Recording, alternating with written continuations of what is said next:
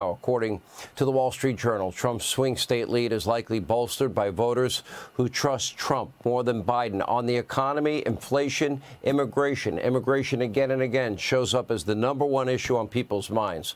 Anyway, here with reaction, Texas Senator Ted Cruz. One thing I keep reading is not only are the Biden people signaling that they're going to target Florida. I think their odds are very low. That's my take. But also your state of Texas. This has been a dream of the Democratic Party for a long time, knowing if they flip Texas, it's probably game, set, match. It's over for a long time. Yeah. Look, Sean, that's exactly right. We've got a battle nationally. The polling numbers we're seeing nationally are encouraging. But it's close. It's going to be a battle to see who shows up and who votes. And when it comes to Texas, Chuck Schumer has been explicit. He's coming after Texas. I am his #1 target in the entire country. I'm on the ballot. I'm running for re-election. And the Democrats are coming after me. They are going to spend more than $100 million this year. George Soros is already spending millions of dollars in the state of Texas. My opponent, a liberal Democrat named Colin Allred, is outraising Beto O'Rourke, my last opponent, 3-1. They are flooding millions of dollars into Texas. And the reason is simple. You remember my last re-elect?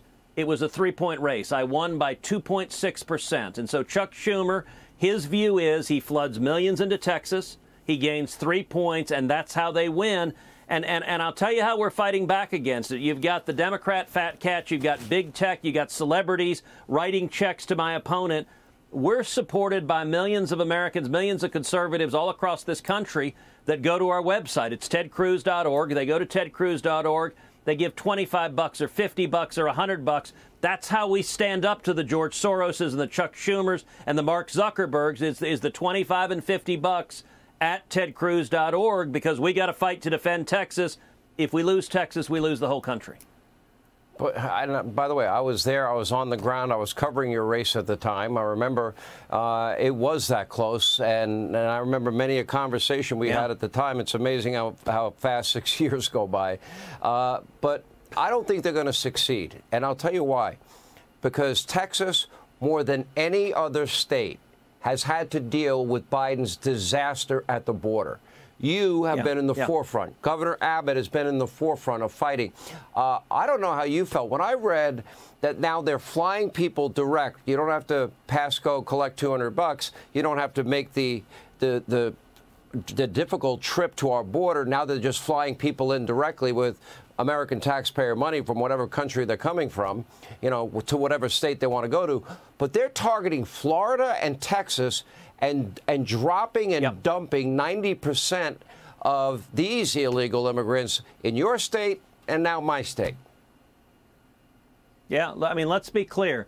The 10.4 million illegal immigrants that Joe Biden and the Democrats have let in, have deliberately let in, they're letting them in because they view them as future Democrat voters. They hope as many of them as possible will vote illegally right now. They want them to stay in Texas. They want them to be in Florida because they want to flip our states. Look, if they bring 1 million illegal immigrants into Texas and they vote Democrat, Texas is in real trouble. And that's what the Democrats are aiming at. It's why they're flooding our state. And I got to say, you know, the point you just made, you're right. It's not just the invasion every day at the southern border of thousands upon thousands of people coming. The Biden administration is literally flying people in from Venezuela, from Cuba, from Haiti. Last year, 320,000 people, the Biden administration flew from their countries to America. They flew them to over 40 different airports in America. They won't tell us which ones. But you want to know the consequences. We saw just 2 weeks ago a tragic story about a Haitian that the Biden administration flew in from Haiti. They flew him to Boston, Massachusetts, and just 2 weeks ago, he was arrested for brutally raping a 15-year-old girl who's severely disabled. This is what the Biden administration is doing, is literally bringing criminals to our communities. And it's Texas, it's Florida, and it's every other state in the union. You know, I've said this before, Senator. I said this is a tipping point. This is an inflection point. Yes. I've never been more concerned about our country, borders, the economy, law and order, America's place in the world, war in Europe, war in the Middle East, things heating up even more every day, a new axis of evil. these are consequential times. This will be a consequential election, and we will live with the government we vote for. Well, and you know what makes that perfectly clear?